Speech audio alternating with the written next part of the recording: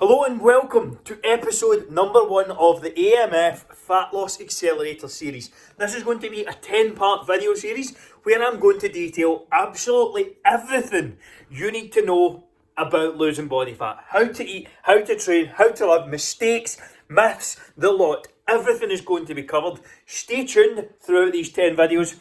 They are going to be at least one per week over every Wednesday on YouTube. So keep an eye out. We will be over there. So any questions, any comments, anything whatsoever, leave them in the description below as I drop my pen. But this is going to be episode number 1. The 5 biggest fat loss mistakes you're making right now. Let's get into it.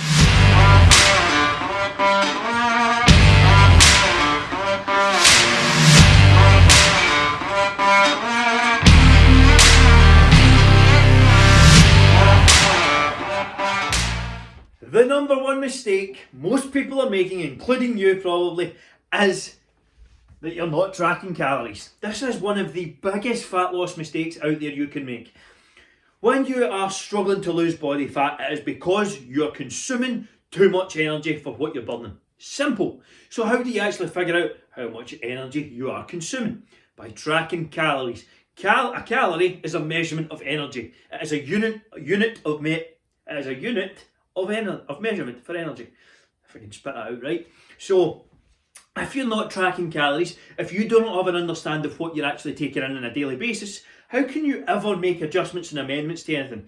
If you're not tracking calories, do this now. Start with MyFitnessPal. If you don't know how to, there is a video on this channel. I will try and link it just now. I'll put it in the description below, called Using MyFitnessPal or something like that. Figure that out. Use MyFitnessPal, download it. It can be a bit tedious to start with, but once you're into the habit, it gets going, it gets so much easier. That is mistake number 1.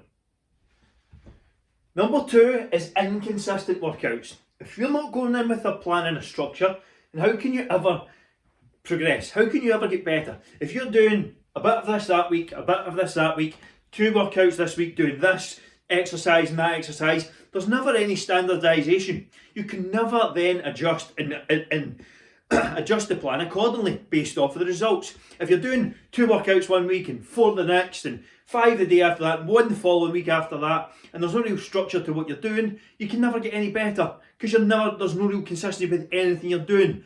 Get a solid workout structure in place. Doesn't matter if it's 2, 3, 4, 5, 6 days. Some of your 3 to 5 is perfect. That's a great starting point. Start there, plan it out, stay consistent with it and improve it over time. Mistake number 3, cardio over weights. Cardio is not more effective for fat loss than weights. That is a bullshit myth. Everyone seems to think that, the majority of people, the general population seem to think that. If you want to lose fat, you go and do loads of cardio. Not the case. When you do cardio, you burn calories. You will probably burn more calories in a 30-minute cardio session than you would in a resistance training session. But it's all the benefits that come with resistance training. Increased metabolism, increased muscle mass, all these different things, changing your body composition. If you want to look skinny and underfed, that's not meant to be an insult, then doing loads of cardio is probably going to be beneficial. It will just run you into the ground. But if you want to look lean, athletic, muscular, fit, toned as such, then lifting weights, resistance training should be the majority and the main protocol in your training regime. Mistake number 4 is labelling foods. Now, I do not mean simply putting a label on a bit of food, like the barcode and the bit in the back with the calories and stuff. What I mean is, labelling foods is good, bad, fattening, healthy, all these different things. No single food is fattening. No single food is overly healthy. It is the way they are consumed and the quantities they're consumed that makes a difference. If all you had in a week was 1 Big Mac, would that be classed as healthy? It would probably be better than nothing. So you have to take it into context. But if you're having a Big Mac every day on top of 5,000 calories, then it's going to be unhealthy and it's going to cause you to gain body fat. Understanding that calorie balance and tracking your calories is the key factor in fat loss and losing body fat is paramount.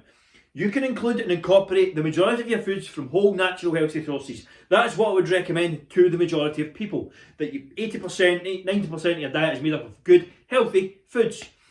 single ingredients, things like that. But you do not need to worry or stress about having the odd slice of pizza or a chocolate bar or a bit of cake or something along those lines if your calories aren't in a place where you can decrease body fat. Having excess body fat is the unhealthiest thing that you can be or have. So getting rid of it by maybe including some quote unquote unhealthy foods is not going to cause any issues whatsoever. The fifth and final major mistake that I see is underestimating NEAT. What is NEAT? That is non-exercise activity thermogenesis. This is the calories burned when you're not exercising. Exercising makes up probably 10% of your calories burned per day maximum. NEAT is more than double that. So usually, I mean, these are all averages, you know. I've not got it calculated out working every single day. Now, that is steps, general movement, moving about, keeping active, doing the things you need to do to get about day to day. Underestimating the power of going walks, getting your step count up, staying active by playing with the kids, playing a sport, doing something like that is massive across the board. If you miss a workout, fine, but get some other activity in, do some additional steps, park further away, do these things. They more than add up over time, especially in the period of a week, never mind a day. So do not underestimate the importance of NEAT. Make sure you're getting plenty of activity, make sure you're getting plenty of steps in each day, and you will accelerate that fat loss process even more. Hopefully you've enjoyed this video. If you have, please leave a like. Don't forget to subscribe below. Also, for anyone who hasn't done so already, the brand new AMF 4-hour workout week guide is going to be linked below. If you want a completely comprehensive nutrition workout guide, also access to the very weird sleep hack that I do, then all you have to do is go to the link in the description, click through, stick in your email, and I'll get your copy across. Full workouts, the lot in there. There's some very special offers who only get sent to my email subscribers as well. So if you want involved, pardon me, then by all means click the link below and it's all yours. See you later on. I'll see you in episode 2, actually. Hopefully you enjoyed that video. If you did, smash the like button. Be sure to subscribe if you haven't done so already. And for those who haven't done so, get your completely free custom meal plan at the link in the description. Go there now, get your free meal plan. There's also going to be a couple of videos right here to the side that you can watch next. Let me know how you enjoy them and comment below.